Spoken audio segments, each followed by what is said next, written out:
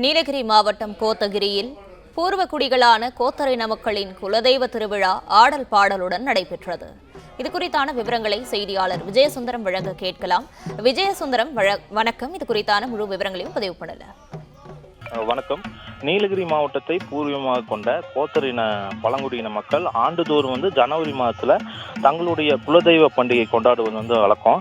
ஆண்டுக்கு ஒரு முறை நடைபெறும் இந்த குலதெய்வ கோவில் விழாவில் கோத்தரின மக்கள் அனைவரும் ஒன்று சேர்ந்து அவர்களுடைய குலதெய்வமான ஐநூறு அம்னோர் தெய்வங்களுக்கு பொங்கல் வச்சு படைப்பாங்க.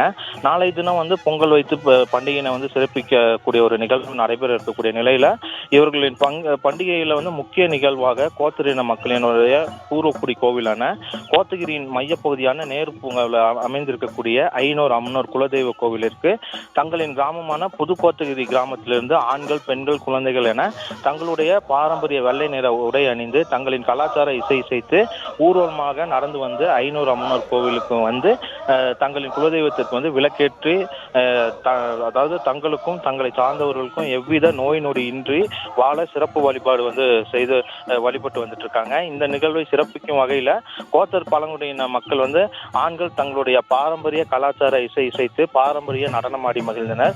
இதனை கோத்தகிரியில் நடைபெற்ற அந்த பூர்வக்குடி கோத்தரின குலதெய்வ கோவில் அந்த விழாவை அதாவது நேரு பூங்காவிற்கு வந்த சுற்றுலா பயணிகள் இந்த பழங்குடியினருடைய இந்த பண்பாடு மாறாத விழாவை கண்டு ரசித்தாங்க.